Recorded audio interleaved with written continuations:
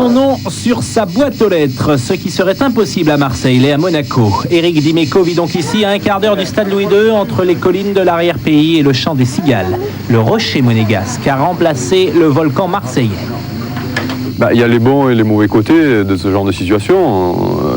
Bon, la folie marseillaise me manque toujours et me manquera sûrement toujours. On est toujours un petit peu nostalgique de cette époque-là. Mais on aime bien aussi avoir notre tranquillité et donc j'aime bien aussi la vie que j'ai en ce moment. Le boxer de la maison s'appelle Gebel, hommage au cinéma. Autant n'emporte le vent, Dimeco entame sa 11e saison parmi l'élite. L'un des plus beaux palmarès du foot français. Titre de champion, Coupe de France et une Coupe d'Europe. Malgré cela, l'ambition demeure intacte. Dimeco appelle la victoire à Monaco. Pourquoi pas le titre? Je crois qu'on a les moyens. Si on n'a pas de pépins physiques dans l'équipe, si on a notre effectif au complet toute l'année, je crois qu'on pourra embêter pas mal d'équipes et qui sait, peut-être être en haut plus régulièrement. Le dernier titre de Monaco remonte à 1988. Ouf, ce sera dur cette année. Maintenant séparé et pour France Polo.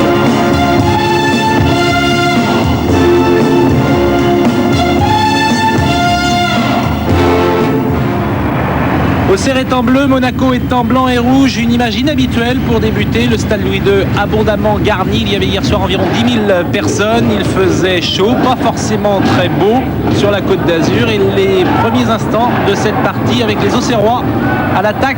Martins qui a donné à Lamouchi, tir contré sans problème pour Barthès qui faisait sa grande rentrée en première division après 12 mois de purgatoire en D2 la saison dernière avec l'OM. Laurent Viot a centré, contré par Coquard, l'un des premiers corners de cette partie. Nous jouons la 10e minute. Chifo, une tête de Rabat Rivoni, reprise de Dimeco. Début de match avec du rythme, 11e minute, dégagement Barthez, Madar de la tête, Laurent Blanc qui va tromper, qui a failli tromper son propre gardien cool. Ce sera un corner et comme tout à l'heure le corner va être tiré par Chifo, Ipkeba et but. But de Victor Ipkeba après 11 minutes en première période. Une faute sans doute de marquage, bien seul Ipkeba dans la surface de réparation. Monaco ouvre donc le score sur l'une de ses toutes premières occasions. Réaction auxerroise avec Martins, Guivarch qui manque la reprise. Stéphane Guivarch, transfuge de Guingamp. Il avait débuté en première division il y a 5 ans avec Brest et l'année dernière il avait été l'un des meilleurs buteurs de la D2 avec l'en avant de Guingamp. Chifo, aile de pigeon manquée, Sonny Anderson, de nouveau Chifo pour une reprise. Pied droit et en semi-volée. Legwinski, la domination est monégasque dans cette première période. Enzo Chifo de la tête et bel arrêt de Fabien Coul qui remplace toujours Charbonnier, blessé depuis tout juste 6 mois. Superbe tête du meneur de jeu belge. Dimeco, Ipkeba, Dimeco, dégagement blanc qui a failli une nouvelle fois tromper Fabien Coul et ce sera de nouveau un corner comme tout à l'heure, pas en veine. Laurent Blanc, corner de Ipkeba. Legwinski, Thuram et but. But de Lilian Thuram qui s'est élevé plus haut que tout le monde. Tout à l'heure c'était un corner de Chifo, cette fois c'est Ipkeba. Legwinski au premier poteau, Thuram plus haut que Laurent Blanc et sur la ligne, Lamouchi ne peut que constater les dégâts. Monaco mène 2-0 et le match est plié, pense-t-on. Quoique plié n'est pas le terme juste, Guillaume nous l'a fait remarquer, un match n'est pas plié, on plie des torchons ou des serviettes, mais pas un match de football. Une action ici monégasque avec Ipkeba. Les Auxerrois souffrent dans cette première période, le score reste à 2-0, belle parade une nouvelle fois de Fabien Coul. Anderson, Madar à droite, Madar qui a éliminé Sylvestre, une tête de Sonny Anderson. Et c'est passé largement à côté des buts de Coul. Lamouchi pour une réaction auxerroise dans cette fin de première période. Il a un peu de champ, Lamouchi, un centre pour Guivarch qui était bien seul dans les 6 mètres. Une très bonne occasion pour la JOCR en cette fin de première mi-temps. porte la tête hors de l'eau. Lamouchi, Guivarch, on les retrouve. Le voici. Lamouchi pour Guivarch dans la surface de réparation et qui réclame un penalty pour une charge de Thuram. Monsieur Garibian ne le contentera pas et la mi-temps est donc atteinte sur ce score de 2-0 pour Monaco. Giroud, malgré cela, est confiant et la deuxième période débute par un coup de théâtre puisque Laurent Blanc est victime d'une béquille. Et Laurent Blanc va quitter ses coéquipiers après 50 minutes de jeu. On va le voir avec cette image. Au fond, Laurent Blanc a déjà reçu la béquille et il va s'écrouler. Et c'est au même endroit où il avait déjà reçu une béquille la semaine passée. Giroud est inquiet, il prend des nouvelles et Laurent Blanc quitte donc ses coéquipiers. Ça se passe à la 50e minute et une minute plus tard, centre de Lamouchi, sortie délicate de Barthez et Guivarch en profite pour réduire le score. Auxerre revient dans la partie. 2-1 pour Monaco. Deuxième but personnel de Guivarch depuis le début du championnat. La sortie de Barthez. Martins habilement remet le ballon en jeu et Guivarch le pousse dans la cage monégasque.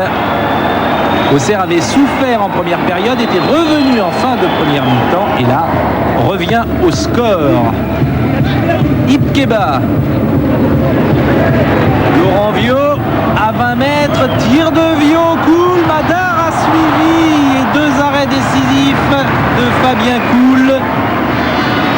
Le premier sur cette frappe du gauche et le deuxième à bout portant du pied. Décisif, Koul hier soir, toujours 2-1, corner de Martins, c'est une tête de Sylvestre sur la barre transversale, pas en vaine. Sylvestre depuis le début du championnat, à Nantes il avait déjà touché la barre transversale. Martins, Rabarivoni, Diomède, 1-2, Rabarivoni sans doute pour un centre au deuxième poteau. Diomède qui tente la volée. Il a sans doute repris le ballon de Saïb de l'extérieur du pied. Barthez n'est pas esquissé le moindre geste. Auxerre domine désormais cette deuxième mi-temps. Guivarch au pressing et Guivarch cette fois accroché par Dumas. Il réclame de nouveau un penalty. Alors nous allons voir avec ces images de François Bido. Il y avait peut-être faute mais c'était à l'extérieur de la surface. La fébrilité a changé de camp. Anderson pour une contre-attaque monégasque. Toutefois, Anderson face à Sylvestre. Il est passé, Anderson. Et il décroche un superbe tir. Et il se signe juste derrière. Encore un arrêt de Fabien Koul. Saïb dans la surface de réparation. Il y avait du monde à côté. Il y avait Guivarch. Il y avait Coquart qui lui réclamait le ballon. Et ce sera un corner, mais ils sont dangereux, les attaquants auxerrois. Corner de Martins, une tête de Guivarch, superbe, bien capté par Barthez. Sylvestre revient à toutes enjambées dans sa défense. Il a raison car la prochaine action va être monégasque avec un coup franc de Dumas. On cherche Madar. Viau. Anderson, pied gauche, frappe brossée, vous l'avez bien anticipé. Bon match hier soir entre les deux équipes, du rythme, des occasions. Et en cette fin de match, c'est Auxerre qui fait l'essentiel du jeu. Coquart, du gauche. Barthez a mis le ballon en corner. Nouvelle occasion de la Auxerre. Ça chauffe, il reste 5 minutes. Le président Campora est descendu de sa loge. 85e minute, relance d'Imeco. Saïb à 25 mètres. Saïb qui va armer et qui marque. But de Saïb dans les derniers instants de cette partie. Et c'est mérité. Égalisation auxerroise. Superbe frappe du pied gauche. Barthez ne peut pas grand-chose. Chacun a eu sa mi-temps. La première était monégasque. La seconde est auxerroise. Et à l'arrivée, cela fait un bon match nul, même s'il reste quelques secondes à jouer. Alors pourquoi pas pourquoi pas une victoire auxerroise. L'équipe d'Auxerre plus fraîche. Lamouchi. Dumas a écarté le ballon. Centre et une tête de Tasfaout. Capté sans problème par Barthez. Et bien cette fois-ci, le score n'évoluera plus. 2 buts partout. Score final. Le président Campora est sans doute déçu. Mais à Auxerre, c'est la joie.